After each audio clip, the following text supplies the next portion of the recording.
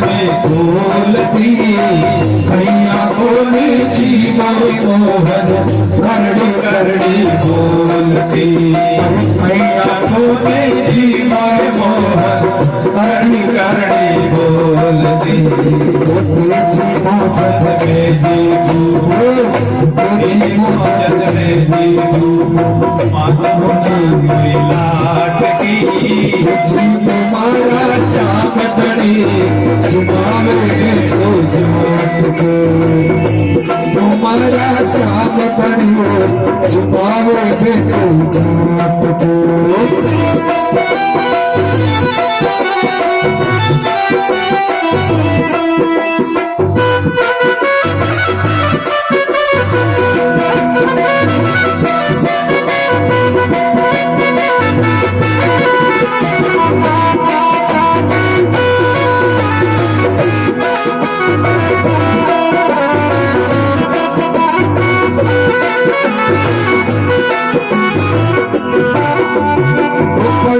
कर वो भूल गई पढ़ तो फिर लगायो है पढ़ तो कर वो भूल गई पढ़ तो फिर लगायो है बाबलिया के बोले बैठ कर शाम कीचड़ो खायो है बाबलिया के बोले बैठ कर शाम कीचड़ो खायो है वो भोला सा भगत भोला सा भगत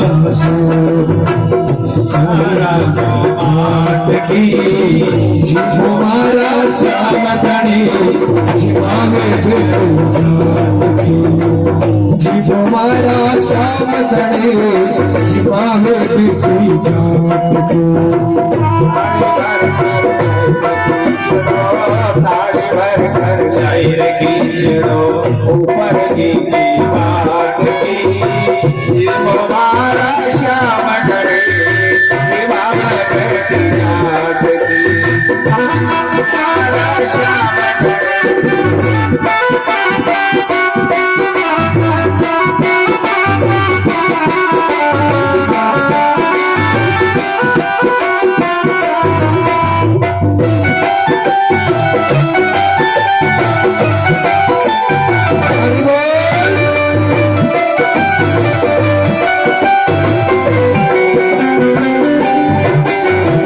भक्तियों को परमा जैसी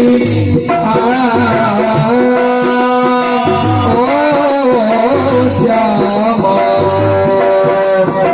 भक्तियों को परमा जैसी सावरियों घर आवे तो भक्तियों को परमा जैसी सावरियों घर आवे तो सोहन लाल लोहाकर प्रभु के हरस हरस गुण गावे सोहन लाल लोहाकर प्रभु का हरस हरस गुण गावे साचो प्रेम प्रभु से होवे साचो प्रेम प्रभु से होवे मूर्ति रात के जिमारा सामतड़े जिमावे बेटे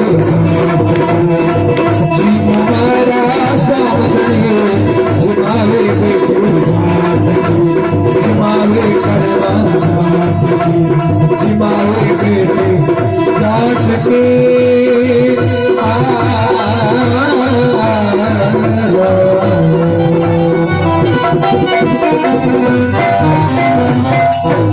बोल कर्मा के श्याम की जय हो बोल जगन्नाथ भगवान की आषाढ़ का महीना चल रहा है। जगन्नाथ भगवान की रथ यात्रा भी इसी समय निकलती है और कर्मा ने भगवान को खींचड़े का भोग लगाया। भगवान प्रतिदिन कर्मा का खींचड़ा खाने के लिए आते थे। एक दिन एक संत ने देखा कि अरे ये कर्मा न तो स्नान करती है, ना ये चौका चूल्हा करती है, ना वो आंगन लीपती है, ना बर्तन साफ करती, न ताजा पानी लाती है, ऐसे ही है जल्दी उठकर भगवान की खिचड़ा बनाती है। अरे कर्मा तू तो ये बड़ा पाप करती है। बोले महाराज पाप कैसे? अरे तू न तो स्नान करती है, और न तू बर्तन साफ करती है, न आंगन लीपती है, और बिना ताजा पानी लाए तो भगवान के लिए भोग लगाती है। तुझे शर्म नहीं आती है? ये तो बड़ा पाप है। तो क्या करूं महाराज? सबसे पहले स्नान करो, आंगन लिपो, बर्तन साफ करो, ताजा पानी लाओ, और फिर भगवान के लिए खिचड़ा बनाओ, और फिर भगवान को भोग लगाओ। पवित्रता से लगाना चाहिए। लेकिन जहां पूर्ण प्रेम परमात्मा से लग जाता तो वहां नियम के बंधन सब छूट जाते हैं। जहां पूर्ण प्रेम परमात्मा से होता वहां नियम के बंधन नहीं होते हैं। जहां प्रेम होता वहां बंधन नहीं होता है। प्रेम में सब कुछ चलता है।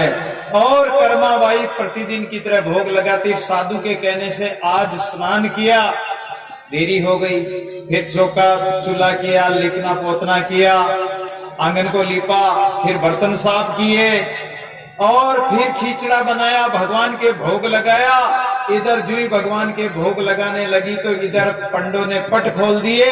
पट खोलते ही भगवान का मुंह में खिचड़ा थोड़ा बहुत मुंह में खा रहे हैं, और हाथ में खिचड़ा ले रखा। बदन आपका नंबर आ रहा, बदन बोलना, एक बदन आपको जब तक जा रहे। तो वो खिचड़ा भगवान के हाथ में आधा तो और आधा मुंह में खाया। इतने में पट खोल दिए पंडों ने। तो उसी समय भगवान भाग कर वहां मंदिर में गए। पुजारी बोले, वाह भगवान, कमाल है। रात को तो शयन कराते समय भोग लगाया था, खीर का भोग लगाया, 56 प्रकार के भोग लगाते, रोज खिलाते हैं शाम को, और दूध पिलाते हैं। फिर भी तुम्हें इतनी भूख लगती है जो सुबह सुबह ही खिचड़ा खाने चले गए। और कहां गए भगवान?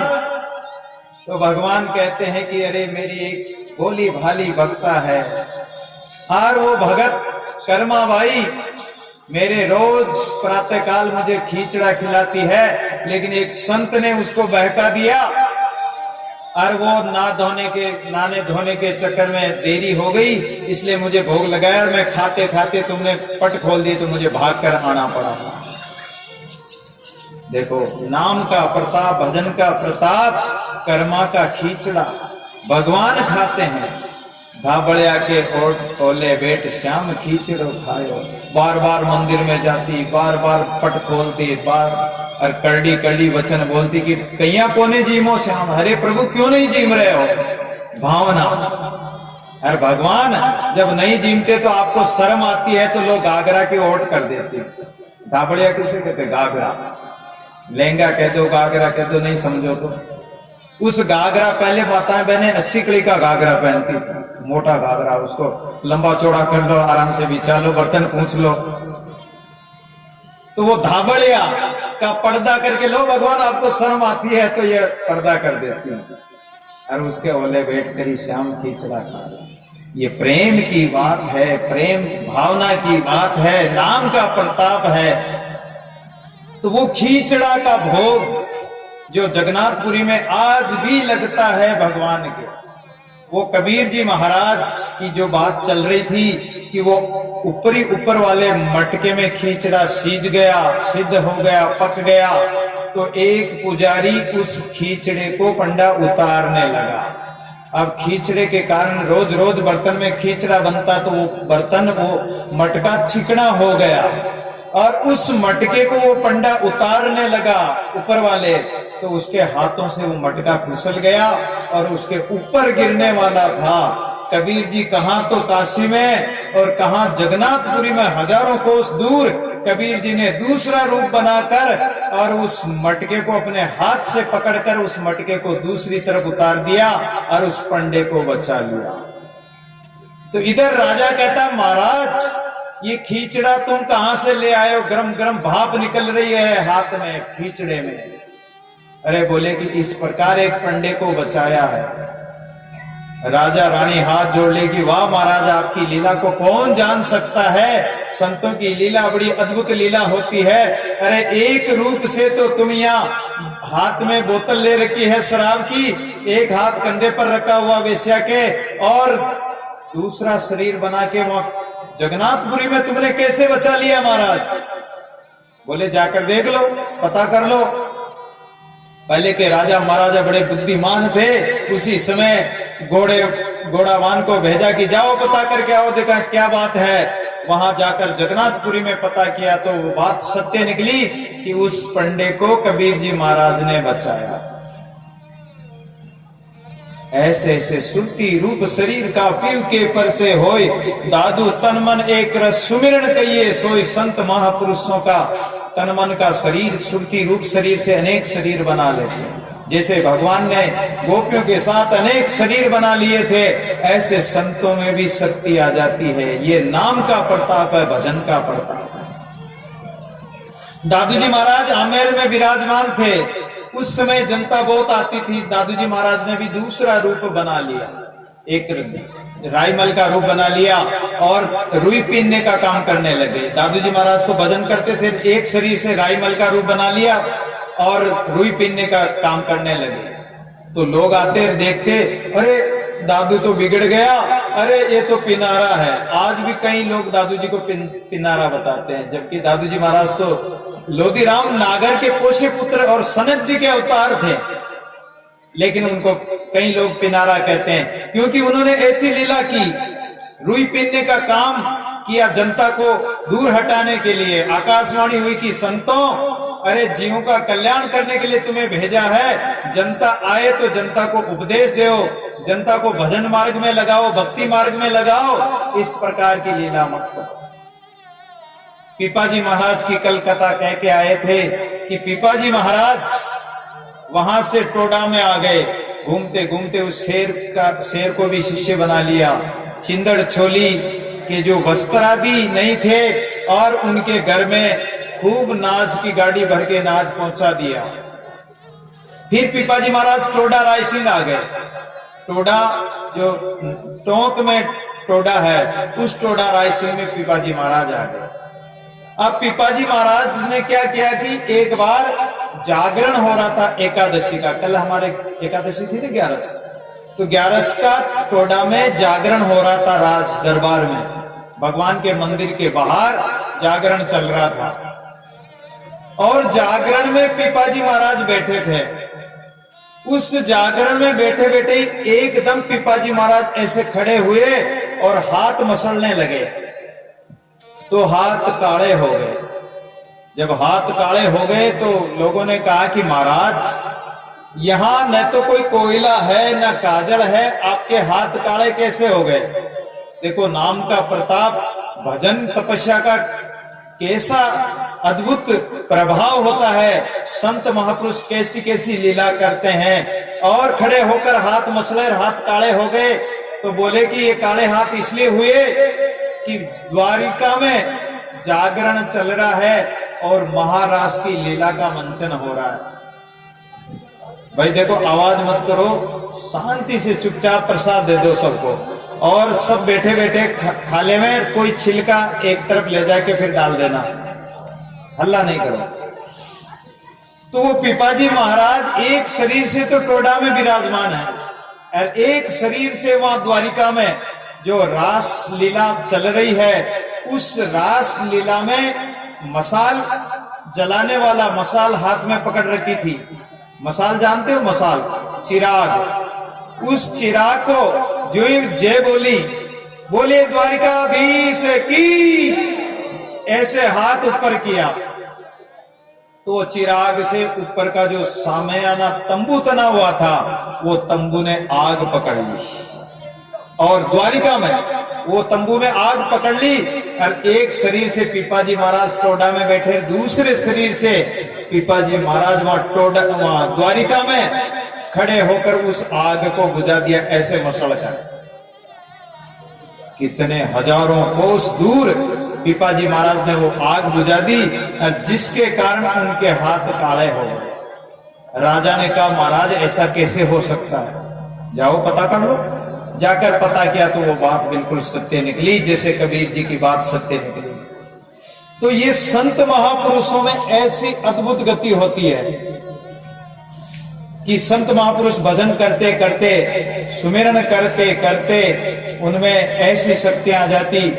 कई बार एक मैंने ऐसा भी सुना था कि हम अपने किसी ने मुझे बताया था, वो शायद मुझे याद तो नहीं रहा कि किसने बताया था कि अपने सोजीदास बाबा थे और सोजीदास बाबा कहीं शायद कोई बद्रीनाथ की कहीं यात्रा गए बताए, तो एक शरीर से तो यहां है और एक शरीर से तीर्थों में देखा, बद्रीनाथ देखा या कहीं तीर्थ में कहीं ऐसी जगह देखा, ऐसा एक किसी भगत ने मुझे बताया। तो संत महापुरुष ऐसे अद्भुत गति वाले होते हैं, ऐसे चमत्कारी महापुरुष होते हैं जिनमें ऐसी गति होती है कि वो अनेक शरीर बना लेते हैं। ये भजन का प्रताप है। आत्म आसन राम का तहां बसे भगवान, दादू दोनों परस्पर हरि आत्म का स्थान। आत्म आसन राम का, तो राम कहां विराजमान है? राम का नाम सुमिरन करें तो राम कैसे आएगा और हम सुमिरन कैसे करें? उसके लिए दादू जी महाराज कहते हैं कि अपनी आत्मा के द्वारा, मन के द्वारा, अंतकरण के द्वारा उस परमात्मा का भजन करो, और भजन करोगे तो परमात्मा तुम्हारे आत्मा में विराजमान है और तुम परमात्मा में निवास करोगे। एक दूसरे में दोनों परस्पर हरि आत्म का स्थान, परमात्मा का स्थान, निवास स्थान आत्मा ही है, आत्मा में ही परमात्मा मिल जाएगा। राम जपे रुचि साधु को, साधु जपे रुचि राम, दादू दोनों एक टग यूं आरंभ यूं काम। सबसे बड़ी बात यह है कि रात दिन उस परमात्मा के सुमिरन में लग जाओ। आठों याम आरती, आठों याम पूजा, आठों याम सेवा साधना सुमिरन में लग जाओ, तन काम में और मन राम में। एक बार नारद जी महाराज भगवान विष्णु के पास वैकुंठ धाम में पधारे। तो वैकुंठ धाम में भगवान माला फेर रहे हैं, माला हाथ में ले रखी, माला फेर रहे हैं। नारद जी को बड़ा आश्चर्य हुआ कि हे भगवान, सारा संसार आपकी माला फेरते हैं, पशु पक्षी भी आपका नाम लेते हैं,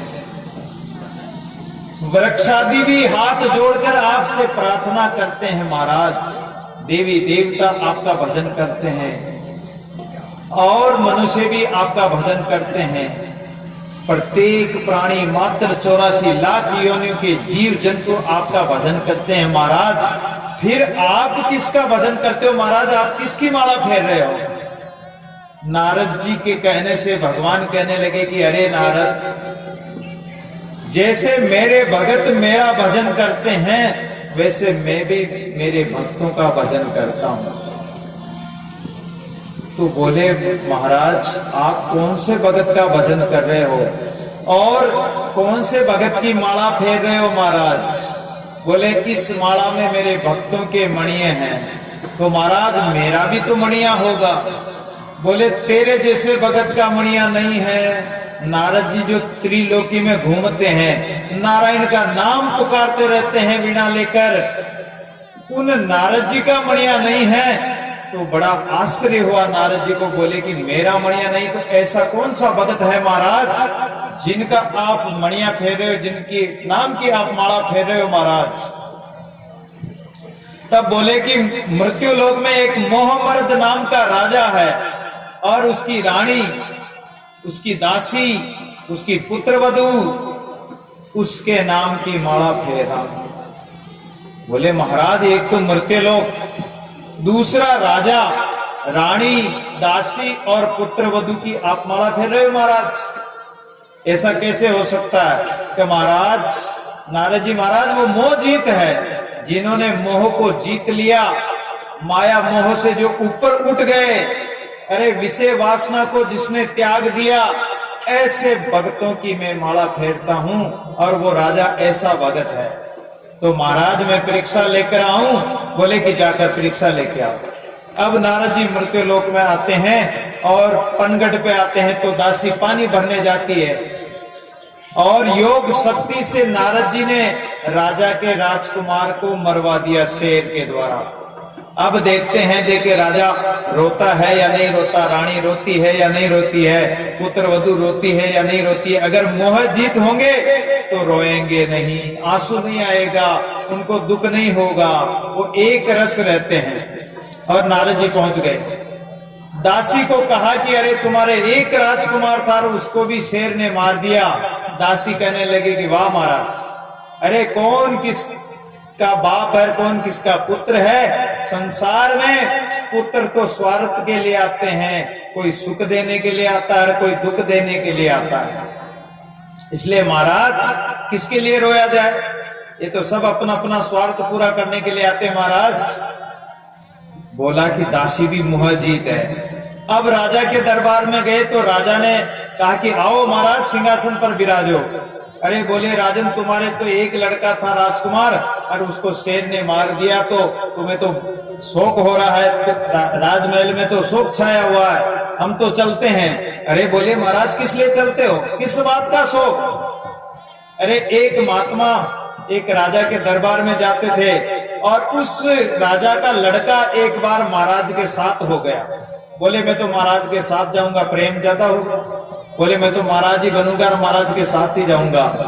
अब महाराज के साथ गया तो रास्ते में एक बनिया ने, जो उसके पिता राजा ने जो सोने की मोहरें दी थी, वो एक लकड़ी के डंडे में अंदर रख दी और ढक्कन लगा दिया।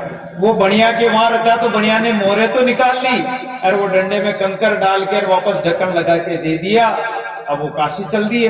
काशी में जाके ब्रह्म भोज कराया। जब ब्रह्म भोज कराया तो ब्राह्मणों को दक्षिणा देने के लिए, संतों को दक्षिणा देने के लिए उन्होंने वो डंडा खोला तो उसमें तो मोहरें तो निकली नहीं और वो कंकर निकले। जब वो कहने लगा कि अरे उस बढ़िया ने मेरे साथ चालाकी की, मैं उसका पुत्र बनकर उसको दुख पहुंचाऊंगा, यही काशी में करवत लेके मरूंगा। उस महात्मा ने उसको जाके वरदान दिया, उसके संतान हुई, बढ़िया के संतान हुई तो वो तो दुख देने के लिए आई थी, पैसा लेने के लिए आई थी। तो बच्चा जन्मते ही रोगी, अनेक रोगों से ग्रसित, उसके बहुत सारे पैसे तो उसमें लगा दिए। बड़ा हुआ तो वो कहने लगा कि मेरे ये लाओ वो लाओ, तो उसके लिए वो अलग अलग चीजें लाने लगा, उसमें पैसा लगा दिया। फिर बच्चा थोड़ा बड़ा हुआ तो पैसे को ऐसे ही उड़ाने लगा। बोले मेरे लिए मकान बनाओ, मेरी शादी करो, शादी में पैसा खर्च कर दिया, मकान बनाया उसमें खर्च कर दिया और 3 मंजिल पे चढ़कर उसने प्राण त्याग दिया। अब ब्याज में वो सेठ बढ़िया रोते रहो। तो संसार में पुत्र ऐसे आते हैं महाराज। रानी के पास गए तो रानी कहने लगी कि महाराज पधारो, राजमहल में आपका स्वागत है। अरे रानी, तुम्हारा पुत्र एक राजकुमार को शेर ने मार दिया, तुम्हारे तो शोक छाया हुआ, हम तो चलते हैं। अरे महाराज किस लिए चलते हो, बैठो बैठो महाराज, एक दृष्टांत सुन लो।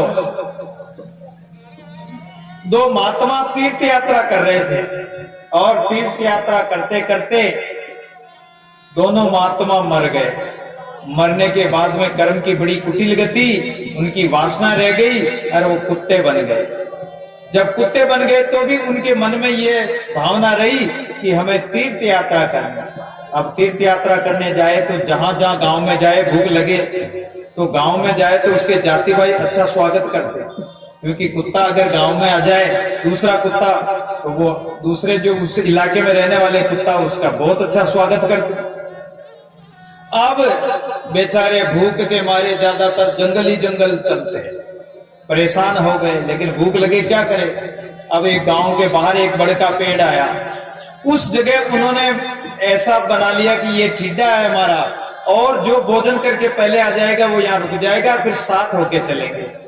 एक कुत्ता एक बढ़िया की दुकान में गया तो वो एक कुतिया हिली हुई रोज गुड़ खा जाती है। अब वो कुतिया तो आई नहीं, वो कुत्ता पहुंच गया। बढ़िया ने क्या किया कि एक बोरी में एक पंसेरी रखी हुई थी और जो ही वो कुत्ता आया, बोरी उठाकर ऐसी पछाड़ मारी कि बेचारे कुत्ते की कमर तोड़ दी। जब कमर तोड़ दी तो कुत्ता रोता हुआ, प्या प्या करता हुआ धीरे धीरे घिसड़ते घिसड़ते, और दूसरा कुत्ता जो भोजन करने गया एक ब्राह्मण के घर में गया, तो ब्राह्मण ने जो ही चौकी पे भोजन का थाल रखा, पानी लेने अंदर गया, कुत्ते ने मुंह लगा दिया। ब्राह्मण ने सोचा कि अब ये मेरे काम का तो है नहीं, इसको खाने दो। पानी और भर दिया, बेचारे को पानी पिलाया, भोजन कराया और वो चल दिया। वो तो पेड़ के नीचे जाके बैठ गया। दूसरा कुत्ता घिसड़ते घिसड़ते रोते रोते पहुंचा। जब उसने कहा कि अरे तेरी हालत किसने की, बोला कि उस बढ़िया ने, और मैं तो यही प्राण त्याग कर उसका पुत्र बनूंगा और उसको दुख दूंगा। जब दूसरे कुत्ते ने कहा तू उसको दुख देगा तो मैं उस ब्राह्मण देवता को सुख पहुंचाऊंगा उसका पुत्र बनकर। तो संसार में महाराज जब उसके बढ़िया के पुत्र बना तो वो अनेक दुख देने लगा। थोड़ा बड़ा हुआ तो गोद में लिया तो एक आंख फोड़ दी, थोड़ा बड़ा हुआ तो घर में पोड़ में खड्डा खोद दिया। सेठ जी अंधेरे में आए और गिर पड़े तो उसकी टांग टूट गई।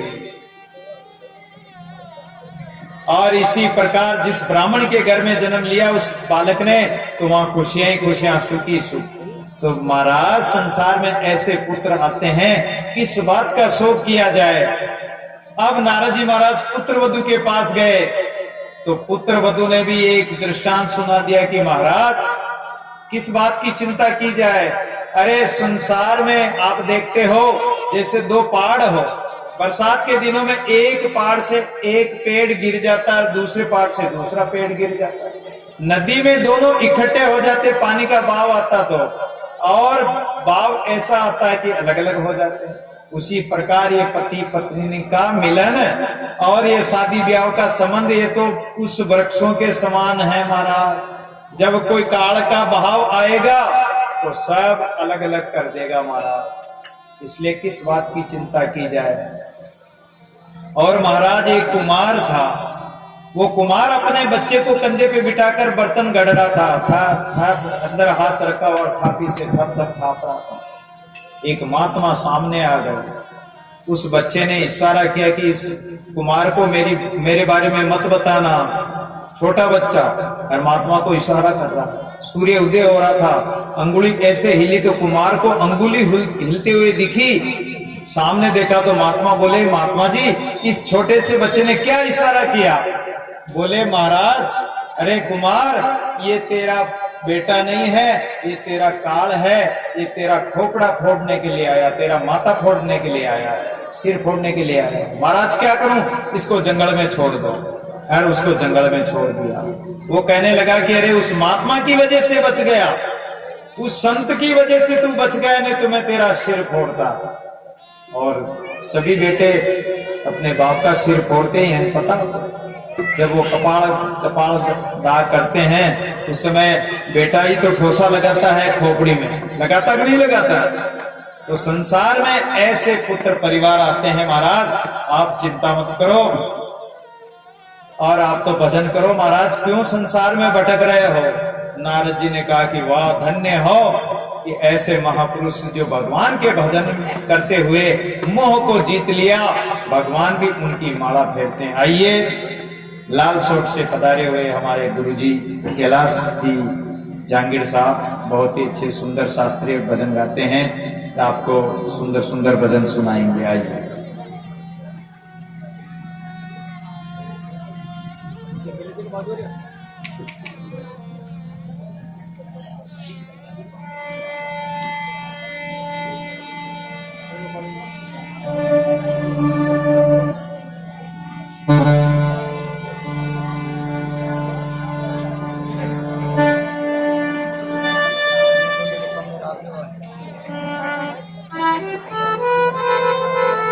चिपकाया नहीं, लाया नहीं, आप बोल रहे।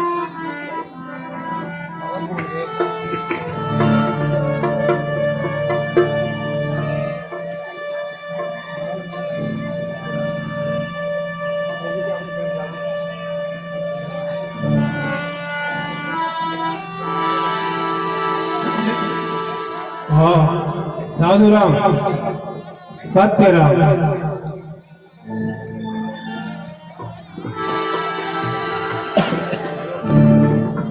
हमारे मन में सुना करते थे हम, जब यहाँ हनुमान दास ही रहते थे, उनके बच्चे गोपाल जी अब रहते हैं या नहीं है यहाँ, लेकिन सुना है हमने। तब से मेरे मन में लालसा थी कि मैं ईजड़ी आश्रम का दर्शन करूं। आज कुछ ऐसा संयोग बिना बैठी महाराज आगे गौड़ से